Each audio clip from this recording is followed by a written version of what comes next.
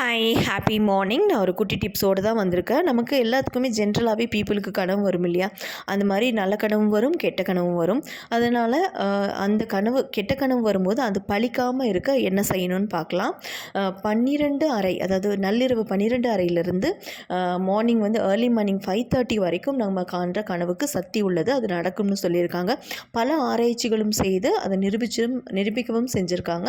So இந்த கெட்ட கனவு வரும்போது அது பலிக்காமல் இருக்கணும்னா நம்ம என்ன செய்யணும்னா, நம்ம அந்த கனவு வருது இல்லையா, அந்த கனவு வந்த உடனே தான் சப்போஸ் நமக்கு 12:30 5:30 மணி வரைக்கும் ஏதாவது ஒரு கெட்ட கனவு வந்துச்சுன்னு வச்சுக்கோங்களேன். நீங்கள் என்ன பண்ணுறீங்கன்னா, அந்த பெட்லேயே பக்கத்தில் யார் இருக்காங்களோ அந்த கனவை, என்ன கெட்ட கனவு கண்டீங்களோ அதை அப்படியே சொல்லிவிடுங்க. அப்படியே சொன்னதுனால அந்த கனவு நமக்கு பலிக்காமல் போயிடும். இதை ஆராய்ச்சி செஞ்சு நிரூபிச்சிருக்காங்க.